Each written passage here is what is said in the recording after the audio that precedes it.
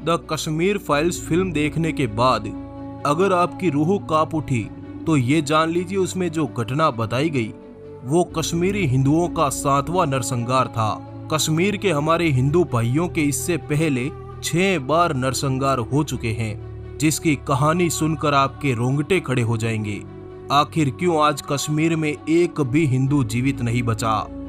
तो आइए आज हम आपको बताते हैं किस तरह कश्मीर के हिंदुओं का सफाया किया गया।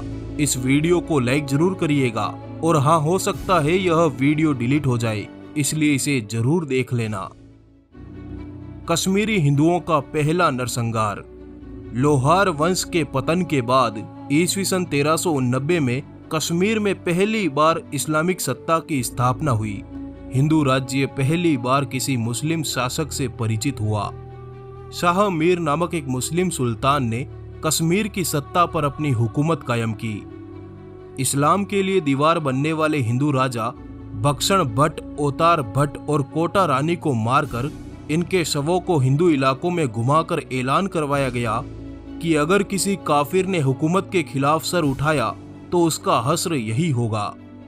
पर नासमझ हिंदुओं ने इस घटना को 2 राजाओं का युद्ध समझकर ध्यान नहीं दिया और यह घटना उनके अंत का कारण बनी। अगली सुबह सैयद मीर हमदानी अपने विराट लश्कर के साथ कश्मीर घाटी में उतरा और पंडितों के रक्त से घाटी को नहला दिया। हजारों हिंदुओं का अगले 5 दिनों तक लगातार कत्लेआम जारी रहा। कश्मीर में मौत का वो मंजर शुरू हुआ जहां जनेऊ के ढेर में हिंदुओं की लाशों ने पूरे कश्मीर में दहशत मचा दी। हजारों ने उनके धर्म को स्वीकार कर लिया, पर कुछ मां के लालों ने घाटी को छोड़ना उचित समझा और अपने घर संसार को छोड़ जंगलों की तरफ भाग गए।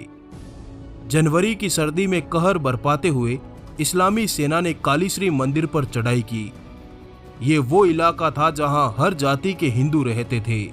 सैयद मीर के एक आदेश पर कालीश्री मंदिर को ढहा दिया गया और हजारों हिंदुओं को मौत के घाट उतार दिया गया। इस एक ही दिन में 37,000 कश्मीरी हिंदुओं को उनके धर्म में शामिल कर लिया गया। जो न माने उनको मार दिया गया। उनकी संपत्ति लूट ली गई, जिनमें उनकी औरतें भी शामिल थी। कश्मीर के सुल्तान सिकंदर ने हिंदू देवी देवताओं के मंदिरों को तोड़ने का काम अपने हाथों में लिया, जबकि दहशत मचाकर हिंदुओं को उनके धर्म में लाने का काम सैयद मीर का था। कई हिंदू भाग गए, कईयों का धर्मांतरण किया गया और कईयों को बेरहमी से मार दिया गया। सिकंदर सुल्तान ने कश्मीर पर 24 सालों तक हुकूमत की। इन 24 सालों में उसने कश्मीर को जहन्नुम बना दिया। कश्मीरी हिंदुओं का दूसरा नरसंहार। ईस्वी सन 1506 कश्मीर पर शिया मुसलमानों का शासन आया।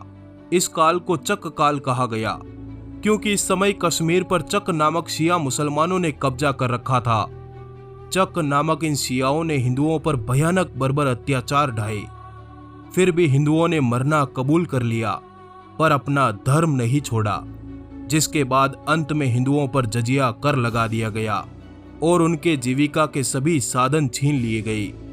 कश्मीरी हिंदुओं के सामने अब सिर्फ 3 रास्ते थे, या तो धर्म बदलो, या मर जाओ, या कश्मीर छोड़कर भाग जाओ।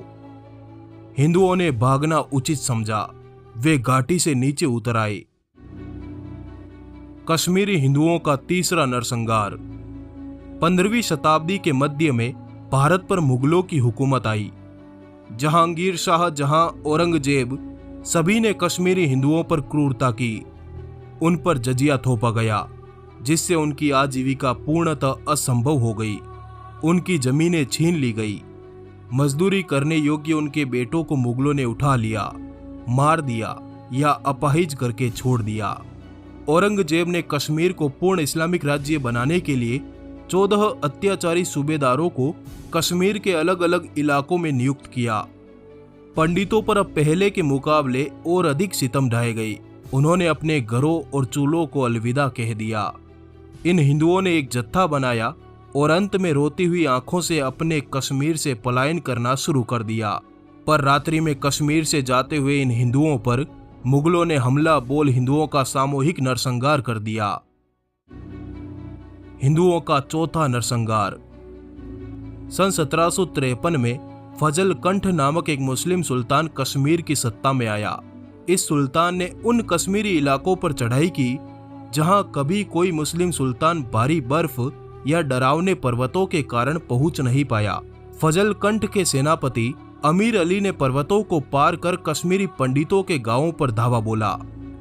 उसने गांवों को घेर कर कैलाश धर नामक एक कश्मीरी पंडित को पकड़ा और उसका सर कलम कर दिया।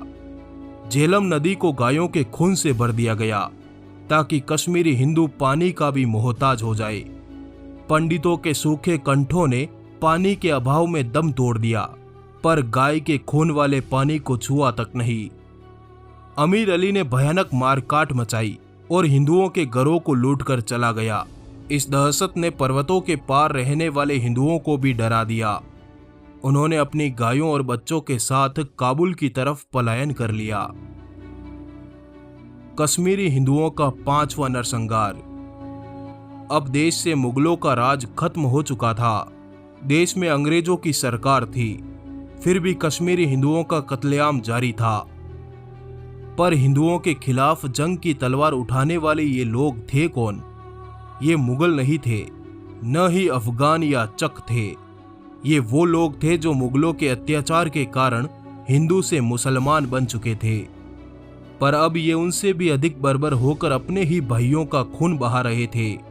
13 जुलाई सन 1931 का दिन कश्मीरी पंडितों के इतिहास का सबसे काले दिन के रूप में जाना जाता है। उस अशुभ दिन कश्मीरी कन्वर्टेड मुसलमान अपनी तलवारों के साथ कश्मीर की सड़कों पर उतरे और कश्मीरी पंडितों को मारना शुरू कर दिया।